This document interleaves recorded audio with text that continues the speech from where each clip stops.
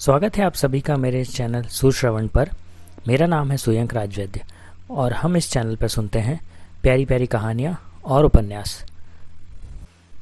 अगर आपको मेरा किताब सुनाने का तरीका पसंद आए तो मेरे चैनल को सब्सक्राइब कीजिएगा, मेरे वीडियोस को लाइक कीजिएगा। चलिए शुरू करते हैं।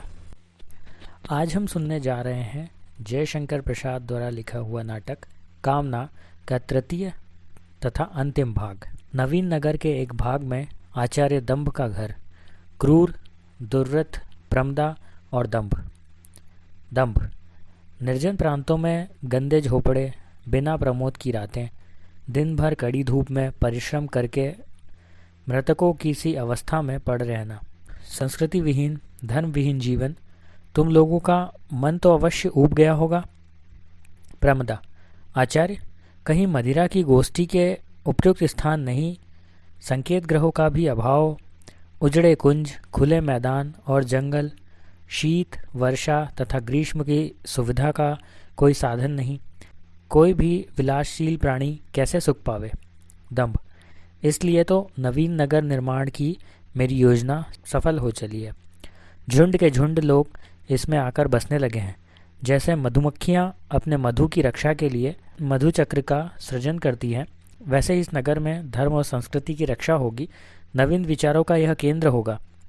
धर्म प्रचार में यहाँ से बड़ी सहायता मिलेगी। दुर्व्रत: बड़ा सुंदर भविष्य है। सुंदर महल, सार्वजनिक भोजनालय, संगीत गृह और मंदिर तो है ही, इनमें धर्म भावनाओं की भव्यता बड़ा प्रभाव उत्पन्न कर रही है। देहाती अर्धसभ्य मनुष्यों को ये विशेष रूप से आकर्षित करते हैं। इससे उनके मानसिक विकास में बड़ी सहायता मिलेगी। क्रूर: यह तो ठीक है, यहाँ पर अधिक से अधिक सोने की आवश्यकता होगी। यहाँ व्यय की प्रचुरता नित्य अभाव का सृजन करेगी और अन्य स्थानों की अच्छी वस्तु यहाँ एकत्र करने के लिए नए उद्योग धंधे निकालने होंगे। दंभ: स्वर्ण के आश्रय में ही संस्कृति और धर्म बढ़ सकते हैं। उपाय जैसे भी हो, उनसे सोना इकट्ठा करो, फिर उसका सदुपयोग करके हम प्रायश्चित कर लेंगे। प्रमदा: स्त्रियां पुरुषों की दास्ता में जकड़ गई हैं, क्योंकि उन्हें ही स्वर्ण की अधिक आवश्यकता है। आभूषण उन्हीं के हैं। मैंने स्त्रियों की स्वतंत्रता का मंदिर खोल दिया है, जहां वे नवीन वेशभूषा से अद्भुत लावण्य का सृजन करेंगी। पुरुष स्वयं अब उनके अनुगत होंगे। मैं वैवाहिक जीवन को घृणा की दृष्टि से देखती हूँ।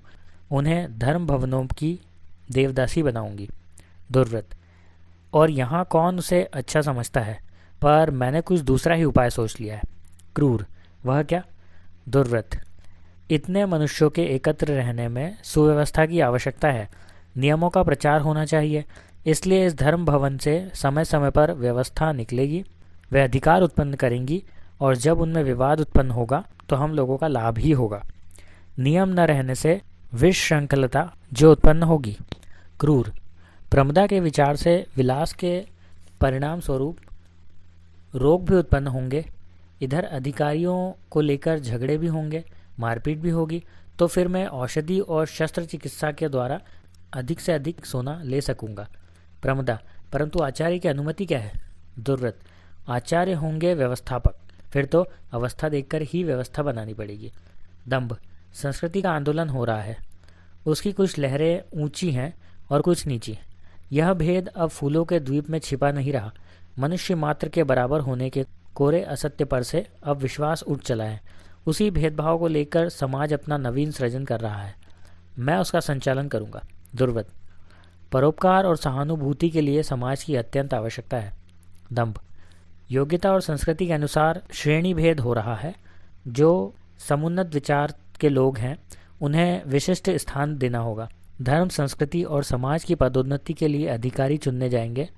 इससे समाज की उन्नति में बहुत से केंद्र बन जाएंगे जो स्वतंत्र रूप से इसकी सहायता करेंगे। उस समय हमारी जाति समृद्ध और आनंदपूर्ण होगी। इस नगर में रहकर हम लोग युद्ध और आक्रमणों से भी बचेंगे। विवेक का प्रवेश। विवेक: बाबा, ये बड़े बड़े महल तुम लोगों ने क्यों बना डाले? क्या अनंत काल तक जीवित रहकर दुख भोगने की तुम लोगों की बलवती इच्छा है? दंभ: गंदा वस्त्र, असभ्य व्यवहार, यह कैसा पशु के समान मनुष्य है, इसको लज्जा नहीं आती? विवेक, जो अपराध करता है उसे लज्जा होती है। मैं क्यों लज्जित हूँ? मुझे किसी स्त्री की ओर प्यासी आंखों से नहीं देखना है, और ना तो कपड़ों के आडंबर में अपनी नीचता छिपानी है। दुर्व्रत, बर्बर, तुझे बोलने का भी ढंग नहीं मालूम? जा, चला जा, नहीं तो मैं बता दूंगा कि नागरिकों से कैसे व्यवहार किया जाता है। विवेक, कांटे तो बिछ चुके थे, उनसे पैर बचाकर चलने में त्राण हो जाता, परंतु तुम लोगों ने नगर बनाकर धोखे की टट्टियों और चालों का भी प्रस्तार कर दिया है। तुम ही मुंह के बल गिरोगे। संभलो, लौट चलो उस नैसर्गिक जीवन की ओर। क्यों कृत्रिमता के पीछे दौड़ लगा रहे हो? प्रमदा, जा बूढ़े जा, कहीं से एक पात्र मदिरा मांगकर पी ले और उसके आनंद में कहीं पड़ रहे। क्यों अपना सिर खपाता है? विवेक, ओह, शांति और सेवा की मूर्ति, स्त्री के मुख से यह क्या सुन रहा हूँ? फूलों के मुंह से विभस्तता की ज्वाला निकलने लगी है। शिशिर प्रभात के हिमकण चिंगारियां बरसाने लगे हैं। पिता, इन्हें अपनी गोद में ले लो। दंभ, चुप, धर्म शिक्षा देने का तुझे अधिकार नहीं। जा, अपनी मान में घुस, अस्पृश्य नीच। विवेक, मैं भागूंगा, इस नगर रूपी अपराधों के घोंसले से अवश्य भागूंगा, परंतु तुम पर दया आती है। जाता है।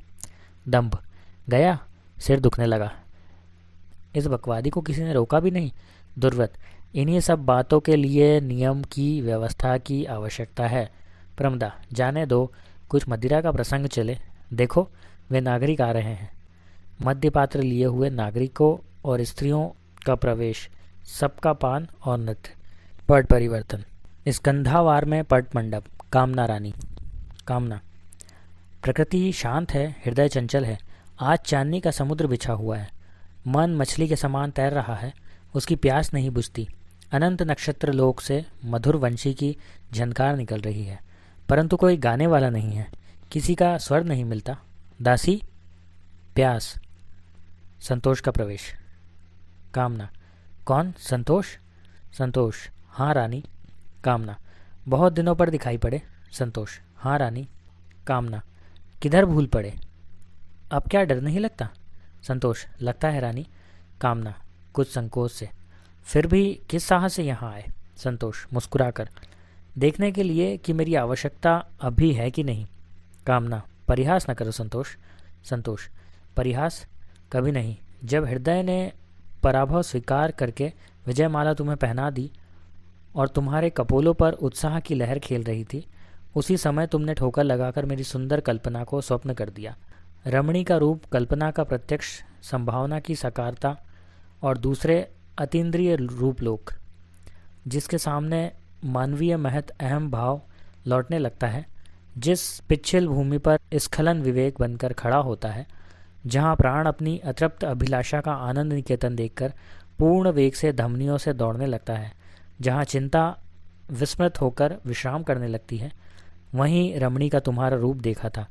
और यह नहीं कह सकता कि मैं झुक नहीं गया, परंतु मैंने देखा कि उस रूप में पूर्ण चंद्र के वैभव की चंद्रिका सी अब सबको नहला देने वाली उच्छृंखल वासना, यह अपार यौवन राशि समुद्र के जल स्तूप के समान समुन्नत, उसमें गर्व से ऊंची रहस्यपूर्ण कौतूहल की प्रेरणा थी। मैंने विचारा कि यह प्यास बुझाने का मधुर स्रोत नहीं है जो मलिका की मीठी छाह में बहता है। कामना, क्या यह संभव नहीं कि तुमने भी भूल की हो, उसे उजेले में न देखा हो, अंधेरे में अपनी वस्तु न पहचान सके हो? संतोष, वह तमिस्त्रा न थी और न तो अंधकार था। प्रेम की गोधूली थी, संध्या थी। जब वृक्षों की पत्तियां सोने लगती हैं, तब प्रकृति विश्राम करने का संकेत करती है। पवन रुककर संध्या सुंदरी के सीमंत में सूर्य का सिंदूर की रेखा लगाना देखने लगता है। पक्षियों का घर लौटने का मंडल गान होने लगता है। सृष्टि के उस रहस्यपूर्ण समय में, जब न तो तीव्र चौंका देने वाला आलोक था, न तो नेत्रों को ढक लेने वाला तम था, तुम्हें देखने की, पहचानने की चेष्टा की और तुम्हें कुहक के रूप में देखा। कामना, और देखते हुए भी आंखें बंद थी। संतोष, मेरे पास कौन संबल था कामना रानी? कामना, ओह, मेरा भ्रम था। संतोष, क्या तुम्हें दुख है कामना? कामना, मेरे दुखों को पूछकर और दुखी न बनाओ। संतोष, नहीं कामना, क्षमा करो। तुम्हारे कपोलों के ऊपर और भौहों के नीचे एक श्याम मंडल है। नीरव रोदन हृदय में और गंभीरता ललाट में खेल रही है। और भी एक लज्जा नाम की नई वस्तु पलकों के पर्दे में छिपी है। जो कुछ ऐसी मर्म की बातें जानती है जिन्हें हम लोग पहले नहीं जानते थे। कामना, जाने दो संतोष, तुम्हें अब इससे क्या, तुम तो सुखी हो। संतोष, सुखी? हाँ, मैं सुखी हूँ। मेरी एक ही अवस्था है, दुखों की बात उनसे पूछो, तुम्हारी राज्य कल्पना से जिनकी मानसिक शुभेच्छा एक बार ही नष्ट हो गई है, जिन पर कल्याण की मधु वर्षा नहीं होती, उन अपनी प्रजाओं से पूछो और पूछो अपने मन से। कामना, जाओ संतोष, मुझे और दुखी न बनाओ। सिर झुका लेती है। संतोष, अच्छा रानी, मैं जाता हूँ। जाता है। कामना कुछ देर बाद सिर उठाकर, क्या चला गया? दासी पात्र लिए आती है और सखियाँ आती है। पहली दासी, रानी मन कैसा है? दूसरी, मैं बलिहारी, यह उदासी क्यों है? कामना, यह पूछकर तुम क्या करोगी? पहली, फिर किससे कहोगी? दूसरी, पगली देखती नहीं, स्त्री होकर भी नहीं जानती, नहीं समझती। पहली, रानी देश में अन्य बहुत से युवक हैं। कामना, तो फिर? दूसरी, ब्याह कर लो रानी।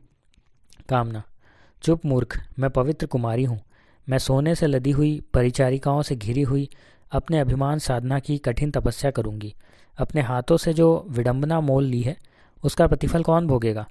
उसका आनंद, उसका ऐश्वर्य और उसकी प्रशंसा क्या इतने जीवन के लिए पर्याप्त नहीं है? पहली, परंतु दूसरी, जीवन का सुख स्त्री होने का उच्चतम अधिकार कहाँ मिला? रानी तुम किसी पुरुष को अपना नहीं बना सकी। कामना, देखती हूँ तू बहुत बड़ी चली जा रही है, क्या तुझे? पहली, क्षमा हो, अपराध क्षमा हो। दूसरी, रानी मुझे चाहे तीरों से छिदवा दो, परंतु मैं एक बात बिना कहे न मानूंगी। जब इस विदेशी विलास को तुम्हारे साथ देखती हूँ तब मैं क्रोध से कांप उठती हूँ, कुछ वश नहीं चलता, इससे रोने लगती हूँ, बस और क्या कहूँ। कामना, प्यारी तू उस बात को न सुना, उसे बधिरता के घने पर्दे में छिपा रहने दे। मेरे जीवन के निकटतम रहस्य को अमावस से भी काली चादर में छिपा रख। मैं रोना चाहती हूँ पर रो नहीं सकती। हाँ। दूसरी, अच्छा मैं कुछ गाऊं जिससे मन बहले। कामना, सखी गान। जाओ सखी तुम जी न जलाओ, हमें न सताओ जी। पहली, तुम व्यर्थ रही भक्ति। कामना, तुम जान नहीं सकती, मन की कथा है कहने की नहीं। दूसरी, मन बात बनाओ जी। पहली, समझोगी नहीं सजनी। दूसरी, भाव प्रेममयी रजनी। भर नैन सुधा छवि चाक गई, अब क्या समझाओ जी। विलास का प्रवेश। विलास, रानी। कामना, संभल कर। क्यों विलास, यह नगर कैसा बसाया जा रहा है? विलास, आज भयानक युद्ध होगा, कल बताऊंगा। कामना, अच्छा खेल होगा, सभ्यता का तांडव नृत्य होगा, वीरता की तृष्णा बुझेगी और हाथ लगेगा सोना। विलास, व्यंग न करो रानी, विनोद आज मदिरा में उन्मत्त है, कोई सेनापति नहीं है। कामना, तो मैं चलूं? विलास, मैं तो पूछ रहा हूँ। कामना, अच्छी बात है, आज तुम ही सेनापति का काम करो। लीला और लालसा भी रणक्षेत्र में साथ जाएंगी कि नहीं? नेपथ्य में कोलाहल। विलास, बिगड़ कर, स्त्रियों के पास और होता क्या है? कामना, कुछ नहीं, अपना सब कुछ देकर ठोकरें खाना, उपहास का लक्ष्य बन जाना। विलास, इस समय युद्ध के सिवा और कुछ नहीं, फिर किसी दिन उपालंब सुन लूँगा। वेग से जाता है। लीला और लालसा के साथ मध्य विनोद का प्रवेश। विनोद, रानी सब पागल हैं। कामना, एक तुमको छोड़कर विनोद। विनोद, मैं तो कहता हूँ 10 घड़े रक्त के न बहाकर यदि एक पात्र मदिरा पी लो, सब कुछ हो गया। लीला, रानी देखो यह सोने का जाल नया बनकर आया है। कामना, बहुत अच्छा है, और यह सोने के तारों से बनी हुई नई साड़ी तो देखी ही नहीं, दिखाती है। कामना, वाह कितनी सुंदर शिल्पकला है। विनोद, इस देश के खूब सोना घर भेजा गया है, वहाँ नए नए सौंदर्य साधन बनाए जा रहे हैं। रानी, लाल रक्त गिराने से पीला सोना मिलने लगा, कैसा अच्छा खेल है। कामना, बहुत अच्छा। लालसा, आज विलास सेनापति होकर आक्रमण करने गए हैं, तो विनोद तुम ही मेरे पट मंडप में चलो, मैं अकेली कैसे रहूँगी। विनोद, हाँ यह तो अत्यंत खेद की बात है, परंतु कोई चिंता नहीं, चलो। दोनों जाते हैं। लीला, रानी। कामना, लीला। लीला, यह सब क्या हो रहा है? कामना, ऐश्वर्य और सभ्यता के परिणाम। लीला, तुम रानी हो, रोको इसे। कामना, मेरा स्वर्णपट देखकर प्रथम तुम ही को इसकी चाह हुई, आकांक्षा हुई, अब क्या देश में धनवान और निर्धन शासकों का तीव्र तेज, दीनों की विनम्र दयनीय दास्ता, सैनिक बल का प्रचंड प्रताप, किसानों की भारवाही पशु की सी परिधानता, ऊंच और नीच, अभिजात और बर्बर, सैनिक और किसान, शिल्पी और व्यापारी, और इन सभी के ऊपर सभ्य व्यवस्थापक। सब कुछ तो है, नए नए संदेश, नए नए उद्देश्य, नई नई संस्थाओं का प्रचार। सब कुछ सोना और मदिरा के बल से हो रहा है। हम जागते में स्वप्न देख रहे हैं। लीला, ओह, जाती है। 2 सैनिक एक स्त्री को बांध कर लाते हैं। कामना, यह कौन है? सैनिक, युद्ध में यह बंदी बनाई गई है। कामना, इसका अपराध? सैनिक, सेनापति के आने पर वह स्वयं निवेदन करेंगे। हम लोगों की आज्ञा हो तो जाएं, युद्ध समाप्त होने के समीप है। कामना, जाओ। दोनों जाते हैं। स्त्री, तुम रानी हो? कामना, हाँ। स्त्री, रानी बनने की साथ क्यों हुई? क्या आंखें इतनी रक्तधारा देखने की प्यासी थी? क्या इतनी भीषणता के साथ तुम्हारा ही जयघोष किया जाता है? कामना, मेरे दुर्भाग्य से। स्त्री, और तुम चुपचाप देखती हो? कामना, तुम बंदी हो, चुप रहो। रक्ताक्त कलेवर विजयी विलास का प्रवेश। विलास, जय रानी की जय। कामना, क्या शत्रु भाग गए? विलास, हाँ रानी। कामना, अच्छा विलास, बैठो, विश्राम करो। विलास देखकर, आहा, यह अभी यहीं है? इसको मेरे पट मंडप में न ले जाकर यहाँ किसने छोड़ दिया है? कामना, वह सैनिक इसे यहीं पकड़ लाया। परंतु कहो विलास, इसे क्यों पकड़ा? विलास, तुमको रानी राज्य करने से काम इन पचड़ों में क्यों पड़ती हो? युद्ध में स्त्री और स्वर्ण, यही तो लूट के उपहार मिलते हैं। विजय के लिए यही प्रसन्नता है, इसे मेरे यहाँ भेज दो। कामना, विलास, तुमको क्या हो गया है? मैं रानी हूँ, तुम्हारी शैया सजाने की दासी नहीं। स्त्री, दोहाई रानी की, तुम्हारे राज्य के बदले मुझे ऐसा पुरुष नहीं चाहिए। मुझे बचाओ, यह नरपिशाच। ओह, मुँह ढाकती। विलास, अच्छा जाता हूँ। सरोज प्रस्थान। पट परिवर्तन। पथ में लालसा। लालसा, दारुण ज्वाला, अतृप्ति का भयानक अभिशाप। मेरे जीवन का संगी कौन है? मैं लालसा हूँ, जन्म भर जिसे संतोष नहीं हुआ। नगर से आ रही हूँ, प्रमदा के स्वतंत्रता भवन के आनंद विहार से भी जी नहीं भरा। कोई किसी को रोक नहीं सकता, और न तो विहार की धारा में लौटने की बाधा है। उच्छृंखल, उन्मत्त, विलास, मदिरा की विस्मृति, विहार की शांति, फिर भी लालसा देखकर, अरे मैं घूमती घूमती किधर निकल आई? कहीं बहुत दूर। यदि कोई शत्रु आ गया तो? ठहर कर सोचती है, क्या चिंता? एक शत्रु सैनिक का प्रवेश। सैनिक, तुम कौन हो? लालसा, मैं। सैनिक, हाँ तुम। लालसा, सेनापति विलास की स्त्री। सैनिक, जानती हो, कल तुम्हारे सेनापति ने मेरी स्त्री को पकड़ लिया है। आज तुमको यदि मैं पकड़ ले जाऊं?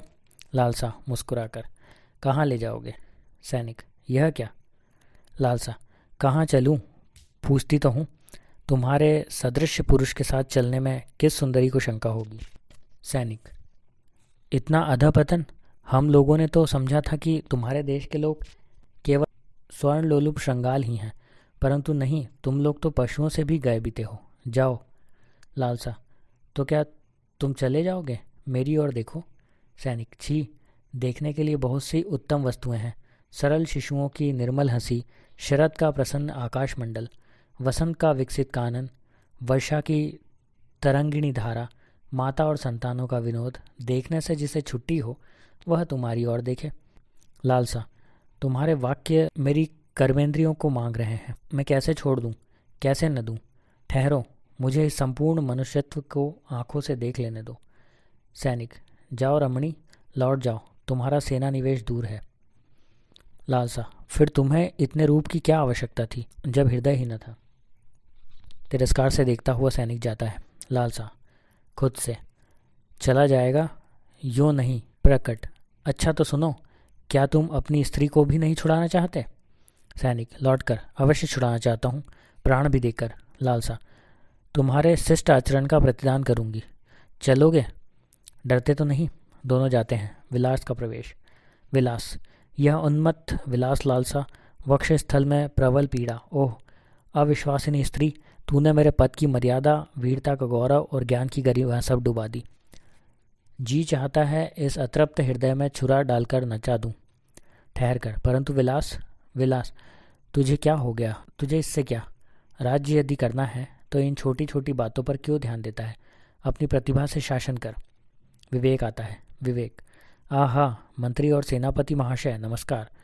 परंतु नहीं, जब मंत्री और सेनापति दोनों पद पदार्थ एक आधार में हैं, तब राजा क्या कोई भिन्न वस्तु है? दोनों की सम्मिलित शक्ति ही तो राजशक्ति है। अतएव है राजमंत्री, सेनापति, है दिक्काल पदार्थ, है जन्म, जीवन और मृत्यु, आपको नमस्कार। विलास विवेक का हाथ पकड़कर, बूढ़े सच बता, तू पागल है या कोई बना हुआ चतुर व्यक्ति? यदि तुझे मार डालूं? विवेक हंसकर, अरे जिसे इतनी पहचान नहीं कि मैं पागल हूं या स्वस्थ, वह राजकार्य क्या करेगा? विलास अच्छा, तुम यहाँ क्या करने आए हो? विवेक लड़ाई कभी नहीं देखी थी, बड़ी लालसा थी उसी से। विलास तो तू ही वह व्यक्ति है जिसने बहुत से घायलों को पास की अमराई में इकट्ठा कर रखा है और उनकी सेवा करता है। विवेक यह भी यदि अपराध हो तो दंड दीजिए, नहीं तो समझ लीजिए कि पागलपन है। विलास फिर विचार करूँगा, इस समय जाता हूँ। विवेक विचार करते जाइए, कलेजा फाड़ते जाइए, छुरे चलाते रहिए और विचार करते रहिए, विचार से न चूकिए, नहीं तो। विलास चुप। विवेक आहा, विचार और विवेक को कभी न छोड़िए, चाहे किसी के प्राण ले लीजिए, परंतु विचार करके। विलास सरोज चला जाता है, विवेक दूसरी ओर जाता है। पट परिवर्तन। खेत में करुणा की कुटी। संतोष अन्न की बालें एकत्र कर रहा है। दुर्व्रत आता है। दुर्व्रत क्यों जी, इस खेत का तुम कितना कर देते हो?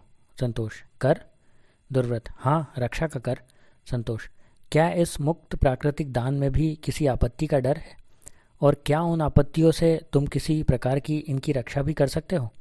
दुर्व्रत मुझे विवाद करने का समय नहीं है। संतोष तब तो मुझे भी छुट्टी दीजिए, बहुत काम करना है। दुर्व्रत क्रोध से देखता हुआ जाता है। अच्छा जाता हूँ। करुणा आती है।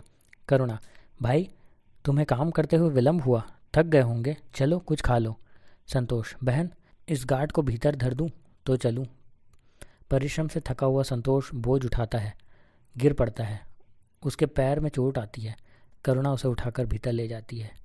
एक ओर से वन लक्ष्मी, दूसरी ओर से महत्वाकांक्षा का प्रवेश।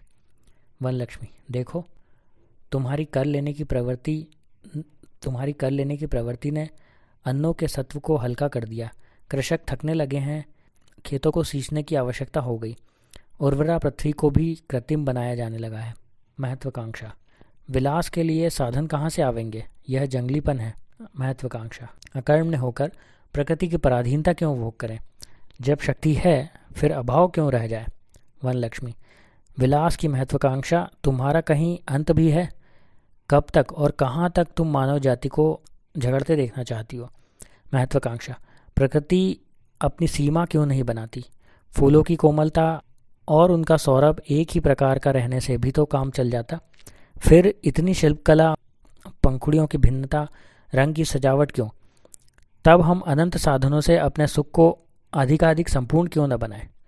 वन लक्ष्मी दौड़ाओ काल्पनिक महत्व के लिए, अतृप्ति के कशाघात से उत्तेजित करो, परंतु प्रकृति के क्रोध से अनावश्यक व्यय करने का किसको अधिकार है? यह ऋण है, इसे कभी भी कोई चुका सकेगा?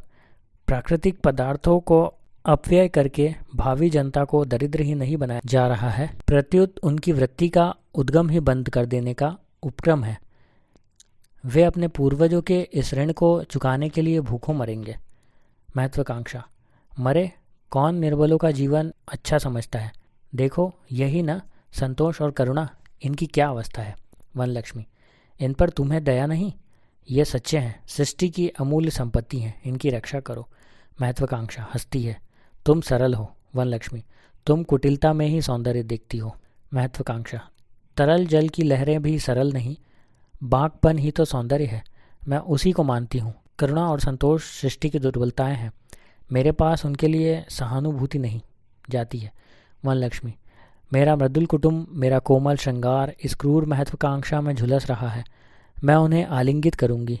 खेत में बैठकर एक तृण कुसुम को देखती हुई, तू कुछ कह रहा है? तेरा कुछ संदेश है? तेरी लघुता एक महान रहस्य है, मैं तेरे साथ स्वर मिलाकर गाऊंगी। गाती है। पृथ्वी की श्यामल पुलकों में सात्विक श्वेत बिंदु रंगीन, नृत्य कर रहा हिलता हूँ मैं, मलयालीन से ही स्वाधीन। आंधी की बहिया बह जाती, चिढ़कर चल जाती चपला, मैं यूं ही हूँ, ये कोई भी मेरी हंसी न सकते छीन। तितली अपना गिरा और फूल सा पंख समझती है, मुझे छोड़ देती मेरा मकरंद मुझी में रहता लीन। मधु सौरभ वाले फल फूलों को लूट जाने का डर ही, मैं झूला झूलती रही हूँ बनी हुई अम्लान नवीन। व्यथित विश्व का राग रक्त शत हूँ मुझको पहचानो तो, सुधा भरी चांदनी सुनाती मुझको अपनी जीवन बीन। पट परिवर्तन। फूलों के द्वीप में एक नागरिक का घर। पिता, बेटा इतनी देर हुई, अभी तक सोते रहोगे? क्या आज खेतों में नहीं जाएगा? लड़का आंख मलता हुआ, पहले एक प्याली मदिरा, फिर दूसरी बात। अंगड़ाई लेकर, ओह बड़ी पीड़ा है। पिता, लड़के तुझे लज्जा नहीं आती, मुझसे मदिरा मांगता है? लड़का, तो माँ से कह दो दे जाए। माता, क्यों? आज भी सवेरा हो गया, अभी सुनार के यहाँ नहीं गए, हल पकड़े खड़े हो। इससे तो अच्छा होता कि बैलों के बदले तुम्हें इसमें जुटते। आज के उत्सव में 4 स्त्रियों के सामने क्या पहन कर जाऊंगी? पिता, तो अच्छी बात है, सोने का गहना बैठकर खाना और चबाना मेरी सूखी हड्डियाँ। लड़के को चौपट कर डाला, वह मुझसे मदिरा मांगता है और तुम मांगती हो आभूषण। लड़का लेटा हुआ, तुम दोनों कैसे मूर्ख बकवादी हो, एक प्याली देने में इतनी देर, इतना झंझट। माता, तुस्सा निखट्टू पति मेरे ही भाग्य में बंधा था, मैं यदि। पिता, हाँ हाँ कहो, यदि क्या? यही ना कि दूसरे की स्त्री होती तो गहनों से लज जाती, परंतु उसके साथ पापों से भी तो। लड़का, देखो मुझे एक प्याला दे दो और एक एक तुम लोग, बस झगड़ा मिट जाएगा। जो बैल होंगे आप ही कुछ देर में खेत पर पहुंच जाएंगे। पिता, कुलांगार, यह धृष्टता मुझसे सही न जाएगी। लड़का, तो लो मैं जाता हूँ, युद्ध में सैनिक बनकर आनंद करूँगा, तुम दोनों के नित्य के झगड़े से तो छुट्टी मिल जाएगी। उठता है। माता, यह बाप है कि हत्यारा, एक प्याला मदिरा नहीं दे देता, लड़के को मरने के लिए युद्ध में भेजना चाहता है। जान पड़ता है इसने दूसरे बाल बच्चे स्त्री आदि बना लिए हैं, अब हम लोगों की आवश्यकता नहीं रही। एक को तो युद्ध में भेज दिया, दूसरे को भी। पिता, वह तेरे लिए स्वर्ण लाने गया है पिशाचिनी, तू माँ है, तुझे आभूषणों की इतनी आवश्यकता? लड़का, अच्छा तो फिर जाता हूँ। उठता और गिर पड़ता है, फिर माँ से कहता है, तू ही दे दे, इस खेतीहर गंवार को जाने दे। पिता क्रोध से चला जाता है। माता, अच्छा लो, पर फिर न मांगना। देती है। लड़का लेटा हुआ, नहीं, आँख खुलने तक नहीं, अभी एक नींद सो लेने दो। माता, कैसा सीधा लड़का है। हंसती है। पट परिवर्तन। नवीन नगर की एक गली में नागरिकों का प्रवेश। पहला नागरिक, सब ठीक है, कामनन ने यदि उन विचार प्रार्थियों के कहने से कुछ भी इस नगर पर अत्याचार किया तो हम लोग उसका प्रतिकार करेंगे। दूसरा नागरिक, वह क्या? पहला नागरिक, विलास को यहाँ का राजा बनावेंगे और कामना को बंदी। दूसरा नागरिक, यहाँ तक। पहला नागरिक, बिना राजा के हम लोगों का काम नहीं चलेगा, यह तुच्छ स्त्री कोमल हृदय की पुतली शासन का भेद क्या जानेगी। दूसरा नागरिक, क्या और लोग भी इसके लिए प्रस्तुत हैं? पहला, सब ठीक है, अवसर की प्रतीक्षा है, चलो, आज दंभदेव के यहाँ उत्सव है, तुम चलोगे कि नहीं? दूसरा, हाँ हाँ चलूँगा। दोनों जाते हैं। करुणा का संतोष को लिए हुए प्रवेश। करुणा, किससे पूछे भाई संतोष, थोड़ी देर यहीं बैठो, मैं क्रूर का घर पूछती हूँ, बड़ी पीड़ा होगी। आह, सहलाती है।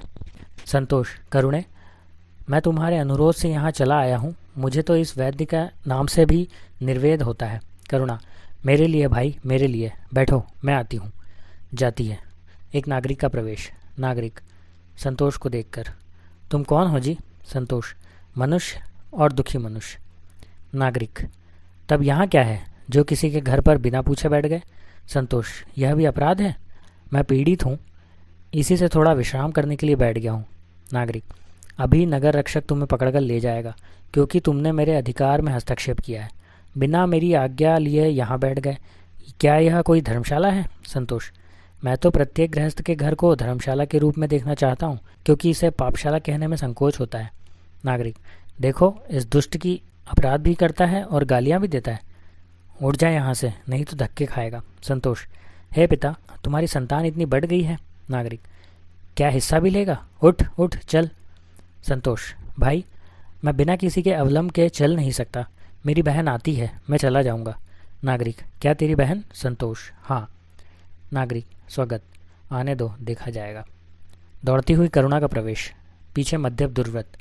दुर्व्रत, ठहरो सुंदरी, मुझे विश्वास है कि तुमको न्यायालय की शरण लेनी पड़ेगी, मैं व्यवस्था बतलाऊंगा, तुम्हारी सहायता करूंगा, तुम सुनो तो। हाँ, क्या अभियोग है? किसी ने तुम्हें हैं? करुणा भयभीत, भाई संतोष देखो यह मद्यप।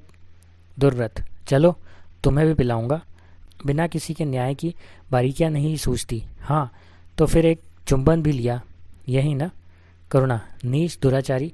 संतोष, क्यों नागरिक, यही तुम्हारा सभ्य व्यवहार है। दुर्व्रत, अनाधिकार चेष्टा मूर्ख, तू भी न्यायालय से दंड पावेगा, तुम साक्षी रहना नागरिक। नागरिक करुणा की ओर देखते हुआ, सुंदर है। हाँ हाँ, यह तो अनाधिकार चेष्टा प्रारंभ से ही कर रहा है, बिना मुझसे पूछे यहाँ बैठ गया और बात भी छीनता है। संतोष, मैं चिकित्सा के लिए यहाँ आया हूँ, क्यों मुझे तुम लोग तंग कर रहे हो। चलो करुणा हम लोग चलें। दुर्व्रत, वाह चलो चलें। तुम्हें परिचय देना होगा, तुम असभ्य बर्बर यहाँ किसी बुरी इच्छा से आए होगे। नागरिक, बुलाओ शांति रक्षक को। संतोष हंसकर, शांति तुम्हारे घर है भी जो तुम उसकी रक्षा करोगे। बाबा हम लोग जाते हैं, जाने दो। दुर्व्रत, परिचय देना होगा तब। करुणा, परिचय देने में कोई आपत्ति नहीं है, मैं मृत शांतिदेव की बहन हूँ। दुर्व्रत आँख फाड़कर देखता है। नागरिक, तब यह तुम्हारा भाई कैसे, इसमें कुछ रहस्य है। दुर्व्रत, तुम क्या जानो, चुप रहो। करुणा से, हाँ तुम्हारा तो बड़ा भारी अभियोग है, न्यायालय अवश्य तुम्हें सहायता देगा। क्यों, तुमने शांतिदेव का धन कुछ पाया, अकेली लालसा उसे नहीं भोग सकती, तुम्हारा भी उसमें कुछ अंश है। नागरिक, हाँ यह तो ठीक कहा। करुणा, मुझे कुछ नहीं चाहिए, मुझे जाने की आज्ञा दीजिए। दुर्व्रत, नहीं, मैं अपने कर्तव्य से च्युत नहीं हो सकता, तुम्हारा उचित प्राप्य न्यायालय की सहायता से दिलाना मेरा कर्तव्य है, तुम व्यवहार लिखाओ। संतोष, हम लोगों को कुछ नहीं चाहिए। क्रूर का प्रवेश। दुर्व्रत, आओ नागरिक क्रूर, यह तुमसे चिकित्सा कराने बड़ी दूर से आया है। क्रूर संतोष को देखता हुआ, यह, अरे इसकी तो टांग सड़ गई है, भयानक रोग है, इसको काटकर अलग कर देना होगा। संतोष, है देव, यह क्या लीला है, यह सब पिशाच है कि मनुष्य, मुझे चिकित्सा न चाहिए, मुझे जाने दो। नागरिक, नगर का दुर्नाम होगा, ऐसा नहीं हो सकता, तुम्हें चिकित्सा करानी होगी, मैं शस्त्र ले आता हूँ। जाता है। प्रमदा का सहेलियों के साथ नाचती हुई आना। दंभ का अपने दल के साथ प्रवेश। दंभ, क्यों दुर्व्रत, क्रूर, तुम लोग अभी उत्सव में नहीं मिले। क्रूर, कुछ कर्तव्य है आचार्य, यह पीड़ित है, इसकी चिकित्सा। दंभ संतोष को देखकर, छी छी, पवित्र देव कार्य के समय तुम अस्पृश्य कुछ हुओगे। संतोष से, जा रे भाग। दुर्व्रत धीरे से, यह शांतिदेव की बहन है, उसके पास अपार धन था, इसे न्यायालय में ले चलूँगा और क्रूर को भी इसकी चिकित्सा से कुछ मिलेगा, हम दोनों का लाभ है। दंभ, यह सब कल होगा। नागरिक से, यह तुम्हारा घर है ना। नागरिक, हाँ।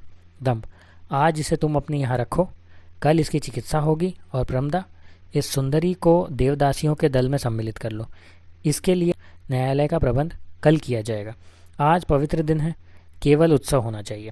नागरिक संतोष को पकड़ता है और प्रमदा एक मद्यप के साथ करुणा को खींचती है। विवेक दौड़कर आता है। विवेक, कौन इस पिशाच लीला का नायक है। सब सहम जाते हैं। विवेक सबसे छुड़ाकर दोनों को लेकर हटता है। दंभ, तू कौन इस उत्सव में धूमकेतु सा आ गया, छोड़कर चला जा, नहीं तो तुझे पृथ्वी के नीचे गड़वा दूंगा। विवेक, मैं चला जाऊंगा, फूल के समान आया हूँ, सुगंध के सदृश जाऊंगा, तू बच, देख उधर। सब उसे पकड़ने को चंचल होते हैं। विवेक दोनों को लिए हटता है। भूकंप से नगर का वह भाग उलट पलट हो जाता है। पट परिवर्तन। आक्रांत देश का एक गांव, एक बालिका और विवेक। बालिका, आज तक तो हमारे ऊपर अत्याचार होता रहा है, परंतु कोई इतनी मित्रता नहीं दिखलाने आया, तू आज छल करने आया है। विवेक, नहीं माँ, जा बड़े बूढ़ों को बुला ला। बालिका, परंतु। विवेक, हाय रे पाप, इन निरीह बालकों में भी विश्वास का अभाव हो गया है, विश्वास करो माँ, बुला लो। बालिका जाती है। 4 वृद्ध और युवक आते हैं। विवेक, मैं उसी शापित देश का हूँ जिसमें सोने की ज्वाला धधक उठी है, मदिरा बाढ़ पर है, क्या मुझ पर विश्वास करोगे। युवक, कहो, तुम्हारा प्रयोजन सुन लें। विवेक, हमारे और तुम्हारे देश की सीमा में एक नया राज्य स्थापित हो गया है, वह हमारे देश के विद्रोहियों का एक घृणित संगठन है, उसने अत्याचार का ठेका ले लिया है, उससे क्या हम तुम दोनों बचना चाहते हैं। युवक, परंतु उपाय क्या है। विवेक, हम लोगों को भाई समझकर मित्र भाव की स्थापना करो और इनके अत्याचारों से रक्षा करो, हम परस्पर दूसरे के सहायक हों। युवक, किस प्रकार। विवेक, आज न्यायालय में विचार होने वाला है और तुम्हारे देश के जो 2 बंदी हुए हैं उन्हें दंड मिलेगा। हम लोगों में से बहुतेरे उसके विरुद्ध हैं। यदि तुम लोग भी हमारी सहायता करो तो इस भीषण आतंक से सबकी रक्षा हो। युवक: हम लोग ठीक समय पर पहुंचेंगे, परंतु वहां तक जाने कैसे पावेंगे? विवेक: हमारी सेवा से जितने आहत अच्छे हो चुके हैं उन्हीं लोगों के दल के साथ, और इस अच्छे कर्म के लिए बहुत सहायक मिलेंगे। युवक: अच्छा, तो हम जाते हैं। विवेक: तुम्हारा कल्याण हो। युवक और उसके साथी जाते हैं। दूसरी ओर से वही बालिका दौड़ती हुई आती है। पीछे 2 उन्मत्त मद्यप है। बालिका: दोहाई है, बचाओ बचाओ। मद्यप: सुंदरी, इतनी दौड़ धूप करने पर तो प्रेम का आनंद नहीं रहता। माना कि यह भी एक भाव है, पर वह मुझे रुचिकर नहीं। सुन तो लो। पकड़ता है। बालिका: अरे, तुम क्या मनुष्यता को भी मदिरा के साथ घोलकर पी गए हो? सैनिक: मदिरा के नाम से वही तो पीता हूँ। विवेक आगे बढ़कर: क्यों, तुम वीर सैनिक हो ना? सैनिक: क्या इसमें भी संदेह है? विवेक: कायर, छोड़ दे, नहीं तो दिखा दूंगा कि इन सूखी हड्डियों में कितना बल है। सैनिक: जा पागल, तू क्या मरना चाहता है? विवेक: दूसरे की रक्षा में, पाप का विरोध और परोपकार करने में प्राण तक दे देने का साहस किस भाग्यवान का होता है? नीच, आ देखूँ तो। सैनिक तलवार से प्रहार करने को उद्यत होता है। विवेक सामने तनकर खड़ा होता है और उसकी कलाई पकड़ लेता है। सैनिक: अब छोड़ दो, हाथ टूटता है। विवेक: छोड़कर? इसी बल पर इतना अभिमान? जा, अब सीधा हो जा।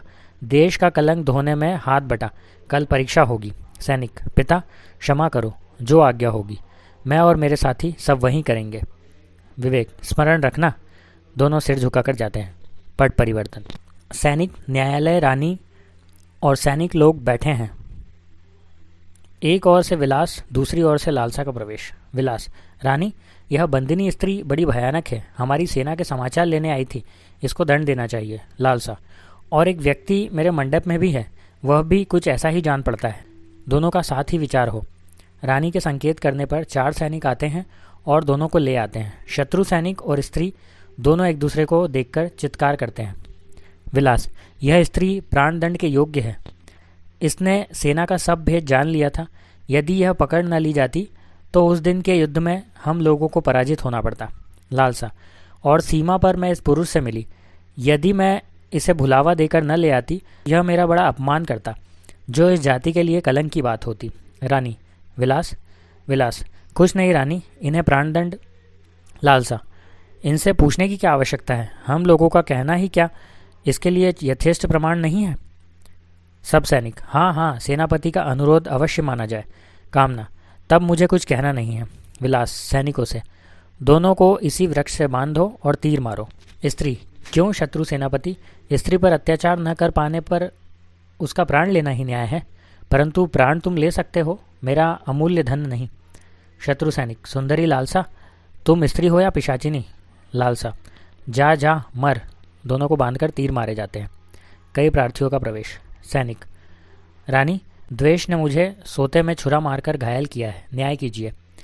दूसरा: प्रमदा मेरे आभूषणों की पेटी लेकर दुर्व्रत के साथ भाग गई, उससे मेरे आभूषण दिला दिए जाए। तीसरा: रानी, मैं बड़ा दुखी हूँ, मेरा मदिरा का पात्र किसी ने चुरा लिया, मैं बड़े कष्ट में रात बिता रहा हूँ।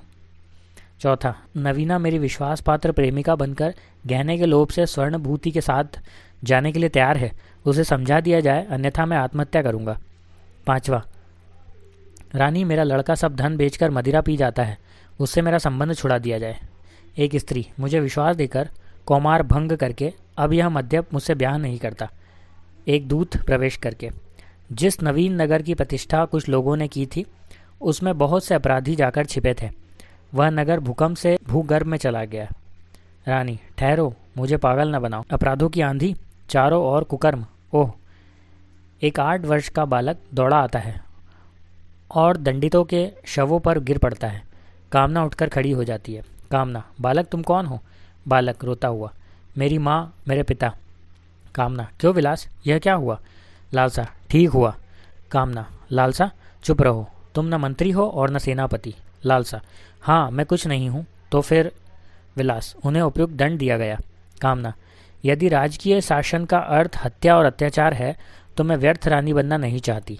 मेरी प्रजा इस बर्बरता से जितना शीघ्र छुट्टी पावे उतना ही अच्छा। मुकुट उतारती हुई: यह लो, इस पाप चिन्ह का बोझ अब मैं नहीं वहन कर सकती। यथेष्ट हुआ। प्यारे देशवासियों, लौट चलो, इस इंद्रजाल की भयानकता से भागो, मदिरा से सींचे हुए चमकीले स्वर्ण की छाया से भागो। सिंहासन से हटती है। विवेक का उन्मत्त भाव से प्रवेश। कामना बालक को गोद में लेती है। विवेक, बहुत दिन हुए जब मैंने कहा था कि भागो भागो, तब तुम ही सब लोगों ने कहा था कि पागल है, और मैं पागल बन गया देखकर। कामना, आ हाँ मेरी पगली लड़की, आ मेरी गोद में आ, चल हम लोग वृक्षों की शीतल छाया में लौट चले। कामना दौड़कर विवेक से लिपट जाती है। विनोद, मदिरा और स्वर्ण के द्वारा हम लोगों में नवीन अपराधों की सृष्टि हुई और हुई एक महान माया स्तूप की रचना। हमारे अपराधों ने राजतंत्र की अवधारणा की, पिता की सदिच्छा, माता का स्नेह, शील का अनुरोध हम लोगों ने नहीं माना। तब अवश्य दंड के सामने सिर झुकाना पड़ेगा। कामना, हम सब तुम्हारे साथ हैं। विलास, सज्जनों, सैनिकों, देश दरिद्र है, भूखा है, क्या तुम लोग इन देशद्रोहियों के पीछे चलोगे? यह भी क्या खेल है? विवेक, खेल था और खेल ही रहेगा। रोकर खेलो चाहे हंसकर। इस विराट विश्व और विश्वात्मा की अभिन्नता, पिता और पुत्र, ईश्वर और सृष्टि, सबको एक में मिलाकर खेलने की सुखद क्रीड़ा भूल जाती है। होने लगता है विषमता का विस्मय द्वंद्व। तब सिवा हाहाकार और रुदन के क्या फैलेगा? हंसने का काम भूल गए, पशुता का आतंक हो गया। मनुष्यता की रक्षा के लिए, पाशवी प्रवृत्तियों का दमन करने के लिए राज्य की अवतारणा हो गई, परंतु उसकी आड़ में नवीन अपराधों की सृष्टि हुई। इसका उद्देश्य तब सफल होगा जब वह अपना दायित्व कम करेगी, जनता को, व्यक्ति को आत्मसंयम और आत्मशासन सिखाकर विश्राम लेगी, जब अपराधों की मात्रा घटेगी और क्रमशः समूल नष्ट होगी, तब संघर्षमय शासन स्वयं तिरोहित होगा। उस दिन की प्रतीक्षा में कठोर तपस्या करनी होगी, जिस दिन ईश्वर और मनुष्य, राजा और प्रजा, शासितों और शासकों का भेद विलीन होकर विराट विश्व जाति और देश के वर्णों से स्वच्छ होकर एक मधुर मिलन क्रीड़ा का अभिनय करेगा। विनोद, आओ हम सब उस मधुर मिलन के योग हों, उस अभिनय का मंगल पाठ पढ़ें। अपना स्वर्णपट और आभूषण उतार फेंकता है। लीला भी उसका अनुसरण करती है। लीला, जितने भूले भटके होंगे वे इन्हीं पागलों के पीछे चलेंगे। हम अपने फूलों के द्वीप से कांटों को चुनकर निकाल बाहर करेंगे। बहुत से लोग अपने स्वर्ण आभूषण और मदिरा के पात्र तोड़ते हैं। विलास और लालसा आश्चर्य के भाव से देखते हैं। विलास, सैनिकों, तुम्हारी क्या इच्छा है? तुम वीर हो, क्या तुम इन्हीं का सा दीन और निरीह जीवन बिताओगे? क्या फिर उसी दुखपूर्ण देश में जाओगे जहाँ न तो सोने के पान पात्र हैं और न माणिक के रंग की मदिरा? कुछ लोग, हम लोग यहीं नगर बसाकर रहेंगे। एक, और तुम हमारी राजा बनो। वह गिरा हुआ मुकुट उसे पहनाता है। लालसा भी रानी का स्थान ग्रहण करने के लिए आगे बढ़ती है। ठहरो ठहरो कहते हुए दोनों और सैनिकों के साथ संतोष का प्रवेश। विवेक, संतोष, तुमने बहुत विलंब किया। आगंतुक, क्या यह हत्या?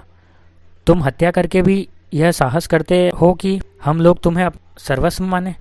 यह ठीक है कि हम लोगों को विधि निषेधात्मक एक सर्वमान्य सत्ता की अब आवश्यकता हो गई है, परंतु तुम कदापि इसके योग्य नहीं हो। सोने से लदी हुई लालसा रानी और मदिरा से उन्मत्त विलास राजा। आश्चर्य। विलास के साथी सैनिक भी स्वर्ण और अस्त्र रख देते हैं। विलास, तब लालसा? लालसा, अनंत समुद्र में काल के काले पर्दे में कहीं तो स्थान मिलेगा। चलो विलास। दोनों जाते हैं। कामना, मेरे संतोष, प्रिय संतोष। संतोष, मेरी मधुर कामना। कामना का हाथ पकड़ लेता है।